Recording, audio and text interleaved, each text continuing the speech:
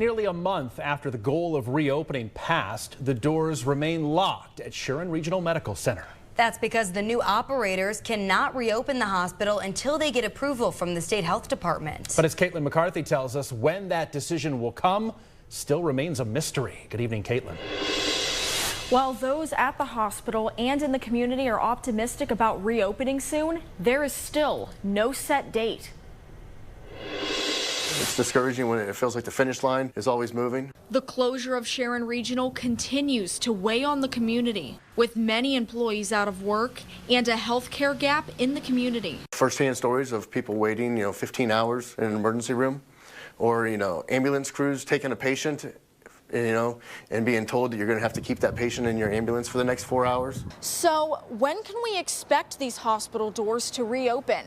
The CEO of Tanner Health, Rhoda Savatella, tells me there is no official update, but she feels they're very close. A statement from the PA Department of Health press secretary says while we continue to closely engage with Tanner Health regarding its reopening efforts and to address deficiencies, specific details of deficiencies remain confidential at this stage as part of standard due process. Fiscus spoke to Tanner Health and was told they believe all guidelines to reopen were met, but he was not given a reopening date. I think some of our fears came true was we knew once it closed it was going to be a lot harder to open it back up, which is what we saw with the Department of Health. I think that their level of scrutiny had to be at a different level and much more stringent because we're reopening a hospital instead of keeping one open. During this time of uncertainty, State Senator Michelle Brooks announced plans to introduce legislation that would create an independent dispute resolution process for contested hospital inspection findings. I reached out to Brooks but did not hear back. With more local news, I'm Kaitlyn McCarthy.